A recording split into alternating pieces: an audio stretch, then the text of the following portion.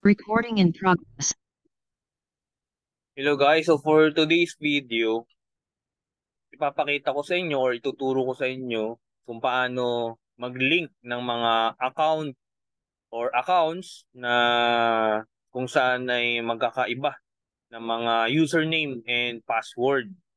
Yan. So ito yung isa sa mga account ng members ng member natin. Yan. So nandito tayo, ano? So makikita natin ito yung kanyang profile, ano?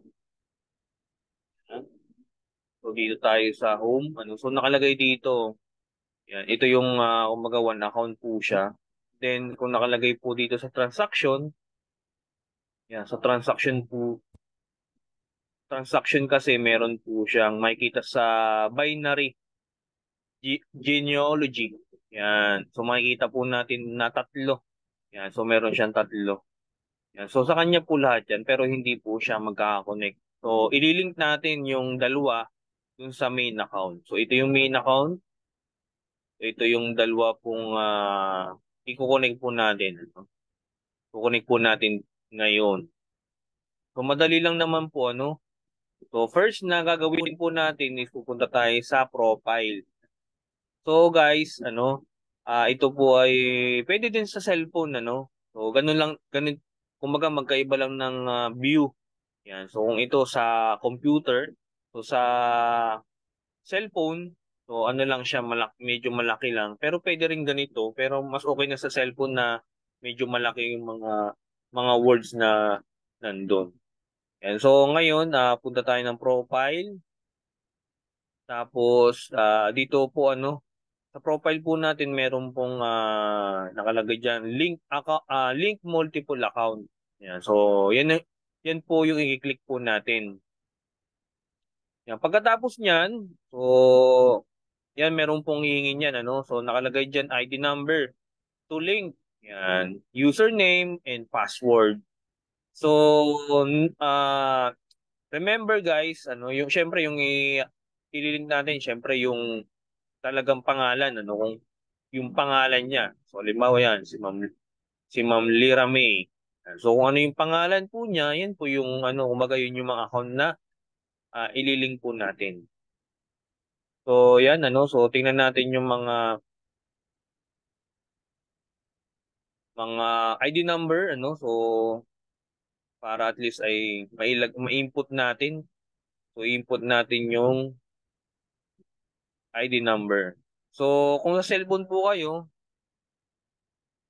ang gagamitin yung cellphone, ilista nyo na agad yung ID number. So, halimbawa, ito pong ID number niya, yung isa, so medyo maliit, so i-type ko na lang po dito sa ano, sa taas, tapos i-copy paste ko na lang po.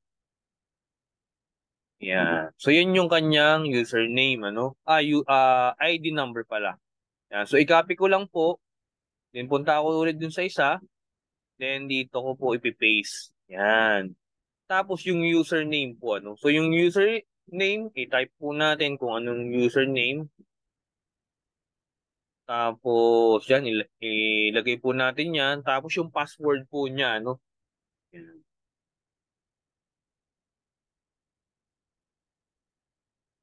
So dun sa mga members natin na magpapalink ng account. So yan. So ganito po lang kadali. Tapos pagka okay na, yan, ID number, username, and password, i-click lang natin yung yan, itong link account now. So ganun lang po siya kadali. Yan. So, i-click natin guys. Yan. So, yun ano, success. Account link successfully added. Yan. Tapos, syempre, yung pangalawa po niyang account, yan, ito nasa yung pangatlo. Yan, pangatlong account. Yan. So, ililink din po natin yan. So, ganun din po ang proseso.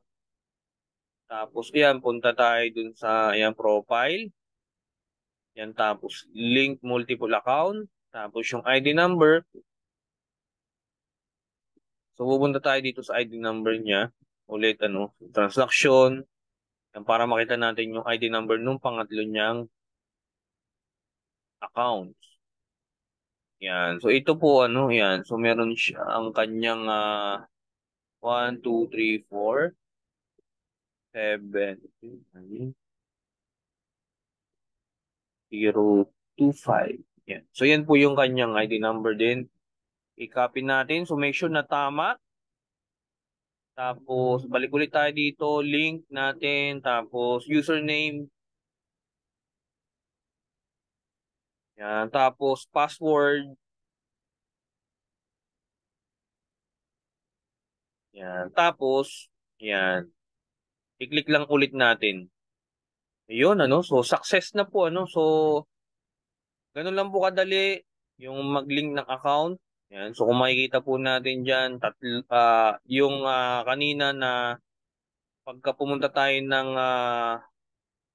ng profile, wala tayong makikitang ganito, ano. Yan, no. So, meron na siyang, ano. So, i-refresh lang natin to para maging 3. So, tingnan natin, refresh natin siya. Yan. So, hindi po siya nasulpot. Pero titingnan natin mamaya, no? Yan. So, ngayon, nagpapapalit pala siya ng password. Yan.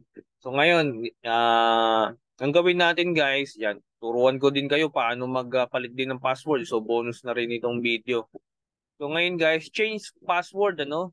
Yan. So, kung pagka pinapalitan tayo ng, ano, ng password ng dito sa JC account natin. So, yung old natin, so, ilagay lang natin yung old. Type lang natin dyan. Tapos yung new na password po natin. Yan. So kung ano yung gusto nating ano. So ngayon guys, kung makikita po ninyo ano, yan at least 8 characters ano. Yan. So at least daw 8. Yan. So hindi pwedeng 7 ano. So include uppercase and lowercase letters ano. So ibig sabihin guys, malaking letra at maliit na letra. Ganun lang po yun. Tapos dapat meron pong at least one number.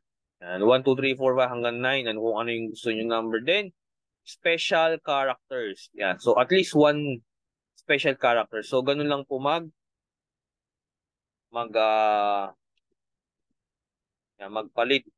Yan. So, kahit bahala kayo kung ano yung gusto nyong ilagay. Ano. Basta sundin nyo lang po yung hinihingi ano, na requirements. Kung ano po yung kanyang yan, yung sa password po, ano? Yan. So pagka okay na po yan, napalitan na po natin. Yan, save lang natin, ano? Save. Yan, so change, ano, password successful. So ganun lang po yan, no? Sapphire na, no? So kung makikita po natin, so pagka 3 accounts po kasi, Sapphire na, ano? Yan yung accounts.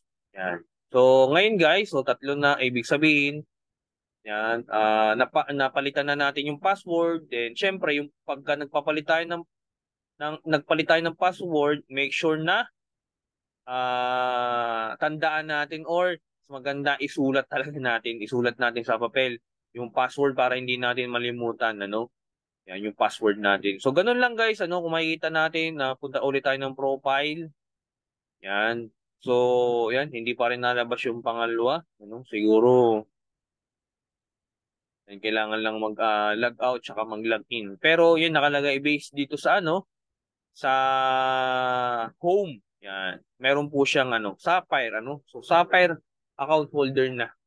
So ibig sabihin 3 na yung total na accounts. So ganun lang kadali guys yung mag-link ng account and then may bonus na paano magpalit ng password. So ganun lang guys. So hopefully nakatulong to, i-share nyo and mas maganda i-practice po ninyo dun sa lalo na po dun sa mga may members na. Yan, so tulungan nyo sila na i-connect ano kung hindi pa sila na connect ano yung mga accounts po nila.